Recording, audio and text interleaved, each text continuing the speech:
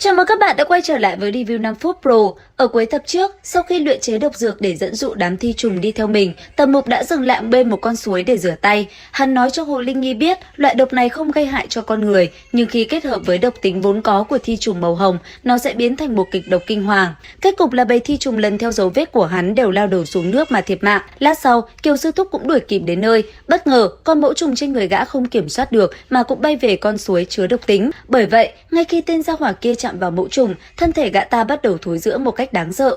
Cứ thế, Kiều Sư Thúc liền bị biến thành một đống bầy nhầy giữa bãi xác thi trùng. Lúc này, Tầm Mục chợt nhớ lại lời dược sư dặn hắn trước khi rời khỏi thôn rằng đánh không lại thì có thể hạ độc, quả nhiên là hữu hiệu.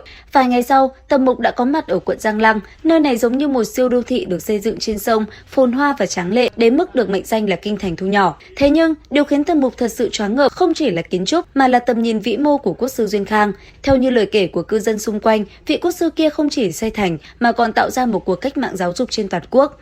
Ông đã tạo ra một hệ thống đào tạo nhân tài từ tiểu học tới đại học cho tất cả con em thứ dân. Tốt nghiệp đại học có thể tiến vào thái học. Sĩ tử thái học được dạy về đạo làm quan làm tướng và nghiên cứu đạo pháp quản lý thiên hạ. Trong lòng Tần Mục cảm khái không thôi, quốc sư Duyên Khang quản lý việc học tập như vậy, quốc gia há có thể không hưng thịnh. Hắn cũng nhận ra rằng không gian sinh tồn của môn phái trong Duyên Khang quốc bị tiểu học đại học đè ép, chẳng trách sẽ tạo phản.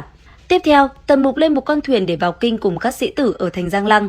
Tại đây, hắn gặp được một sĩ tử mập tên là Vệ Dung. Sau vài câu tán gẫu, cả hai nhận thấy mình có chung chí hướng nên đã kết bạn và quyết tâm cùng nhau thi đỗ vào Thái học viện. Không lâu sau, thuyền cập bến, một thế giới mới lại mở ra trước mắt Tần Mục. Nơi này có rất nhiều phương tiện di chuyển như xe bay, thú cưỡi, phi thuyền, tất cả mọi thứ từ ăn mặc, đi lại đến sinh hoạt đời thường đều có dấu vết của đạo pháp thần thông. Điều này chứng tỏ tầm ảnh hưởng phi thường của vị quốc sư đương triều, người không chỉ là một cường giả mà còn là nhà cải cách đại tài khi đã ứng dụng thần thông vào đời sống và xây dựng hệ thống giáo dục cho toàn dân. Hành động thiết thực của quốc sư Duyên Khang khiến Tần Mục nhớ tới đạo mà thánh nhân nói tới trong Đại Dục Thiên Ma Kinh. Điều này làm dấy lên nghi vấn trong lòng hắn rằng lẽ nào quốc sư Duyên Khang cũng là người Thiên Ma giáo. Tuy nhiên, nói đi cũng phải nói lại, đằng sau sự phồn thịnh đó là một cơn sóng ngầm dữ dội. Chẳng hạn như khi quan sát các sĩ tử, Tầm Mục lại thấy họ hầu hết đều tu luyện cùng một loại pháp thuật, chiêu thức thì na ná nhau. Điều này khiến Tầm Mục nhận thấy được sự bất cập trong phương thức giáo dục. Hắn có thể tự tin rằng một mình ta có thể chấp 10 sĩ tử như vậy cũng chẳng ngán.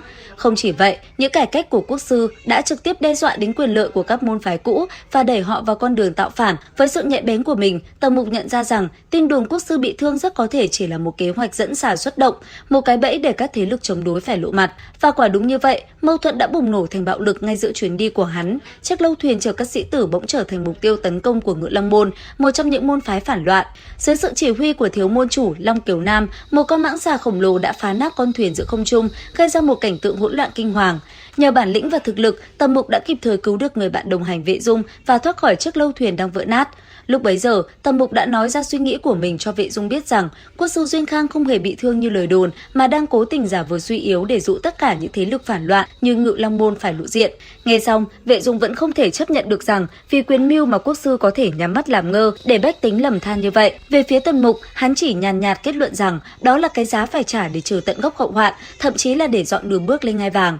Cuộc tranh luận chưa dứt, tử thần đã lại gõ cửa, tiếng sáo ma mị từ đâu vang lên và 4 con mãng xà khổng lồ với màu đỏ trườn ra từ rừng rậm. Vệ Dung còn chưa kịp định thần, Tầm Mục đã lao lên như một mũi tên. Lúc này đây, dù tu vi cao hơn, Vệ Dung vẫn đang chật vật chiến đấu với 2 con rắn bằng những chiêu thức bài bản của học viện. Còn Tầm Mục chỉ với một chiêu dạ chiến liên thành phong vũ, ánh đao bạc lạnh lẽo của hắn lóe lên, đi một đường từ đầu đến đuôi đã kết liễu sinh mạng của 2 con rắn lớn. Giải quyết xong phần mình, Tầm Mục và Hồ Linh Nhi lập tức như 2 bóng ma luồn vào rừng sâu. Họ nhanh chóng tìm ra và xử đẹp kẻ thổi sáo đang ngụy trang hoàn hảo trên một thân cây. Tưởng rằng nguy hiểm đã qua, Vệ Dung vừa thở phào nhẹ nhõm thì tiếng sáo im bặt, nhưng sự im bặt đó không phải bình yên mà là điềm báo cho một cơn ác mộng kinh hoàng hơn. Từ sâu trong rừng rậm, cả trăm bóng người với trang phục và hoa văn y hệt vỏ cây từ từ bước ra. Tiếng sáo tiếp tục vang lên, bầy rắn đầy khắp núi đồi vào tới. Hình ảnh này khiến người ta sởn cả tóc gáy. Chứng kiến một màn này, sắc mặt Vệ Dung trắng bệch, hắn thầm than, kinh thành làm sao vậy? Sao lũ yêu ma quỷ quái này đều chạy ra đây? Thủ vệ trong kinh thành đi đâu hết cả rồi? Đến đây thì cũng hết tập 36 Mục Thần Ký. Xin chào và hẹn gặp lại các bạn ở những video tiếp theo.